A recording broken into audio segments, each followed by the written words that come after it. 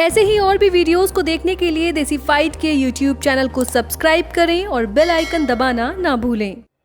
पिछले 200 सालों में दुनिया ने बहुत से बदलाव देखे हैं। इसी बदलाव में अगर बात करें ऑटोमोबाइल इंडस्ट्री की, तो इसने दुनिया को एक अलग रूप दिया है और अभी भी इसमें कई बदलाव हो रहे हैं।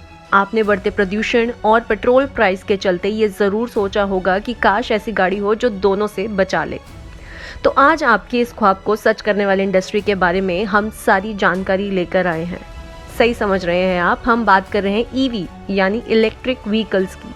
ईवी इलेक्ट्रिक व्हीकल्स की शुरुआत कहाँ से हुई, ये कितनी बड़ी इंडस्ट्री है, इंडिया में इसका फ्यूचर क्या है और इस इंडस्ट्री को अच्छे से स्टैब्लिश करने में क्या प्रॉब्लम्स आ रही है, उन सभी पर आज बात करेंगे देसी फाइट के इस एपिसोड में।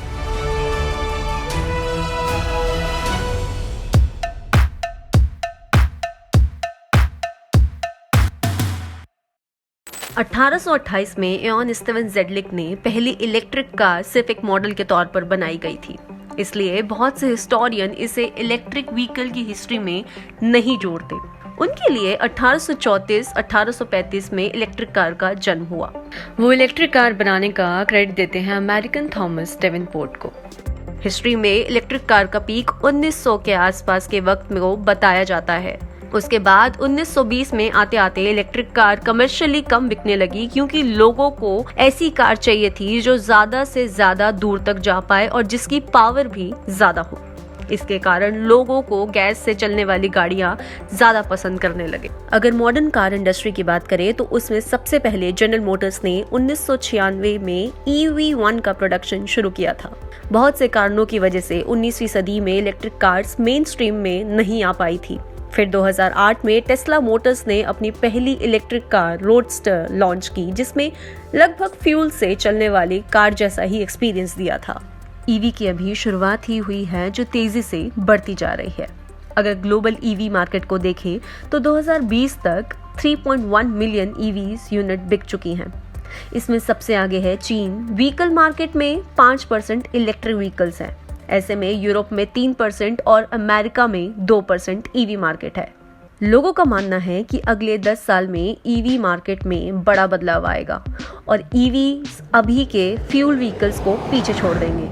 ग्लोबली देखा जाए तो अभी ईवी मार्केट को कुछ कंपनियों ने कैप्चर कर रखा है, जैसे टेस्ला, BYD, BMW, वोक्सवैगन और निसान। अगर अभी की ग्रोथ को देखा जाए तो ये कहा जा सकता है कि 21वीं सदी में ईवीज का ही फ्यूचर है। अब ईवी मार्केट पूरी दुनिया में बढ़ रहा है, तो इंडिया कहाँ पीछे रहने वाला है।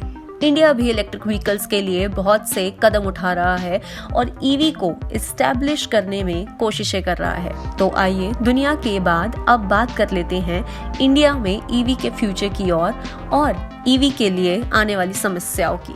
इस वक्त इंडिया में ईवी ऑटोमोबाइल इंडस्ट्री में 1% से भी कम हिस्सेदारी रखती है। अब आप सोच रहे होंगे कि इतना कम कैसे? तो ऐसा है कि इंडिया को ईवी अडॉप्ट करने में बहुत सी परेशानियों का सामना करना पड़ रहा है, जिसमें सबसे पहला है हाई प्राइसेस।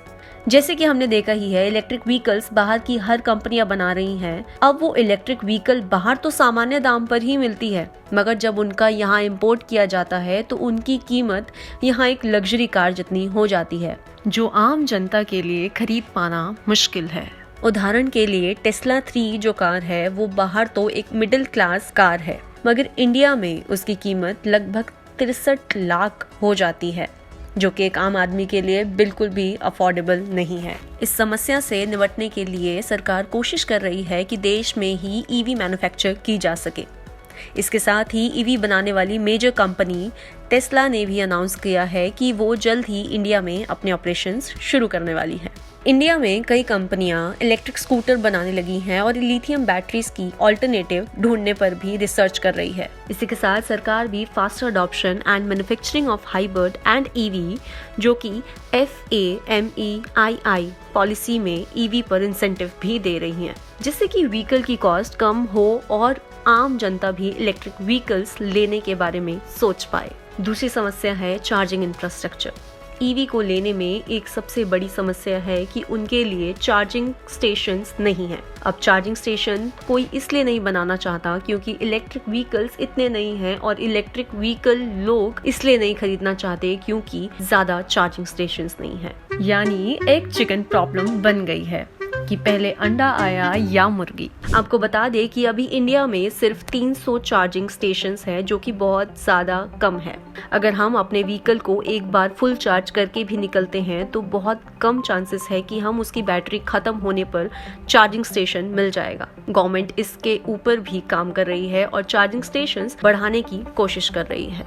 इसी के तहत जनवरी 2020 में गवर्नमेंट ने 62 सिटीज में 2636 नए चार्जिंग स्टेशंस को अप्रूव भी किया था।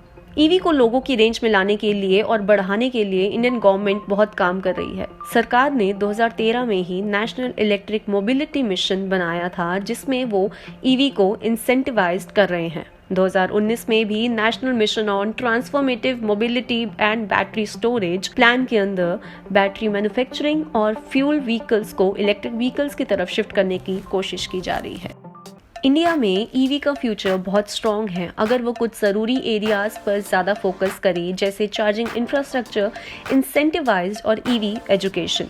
इंडिया का 2030 तक ईवी को अच्छे से एस्टैब्लिश करने का मिशन है, जो कि बहुत ज़रूरी भी है। जिस तरह से पोल्यूशन और पेट्रोल प्राइस बढ़ रहा है, उसको देखते हुए ईवी एक ही उम्मीद है।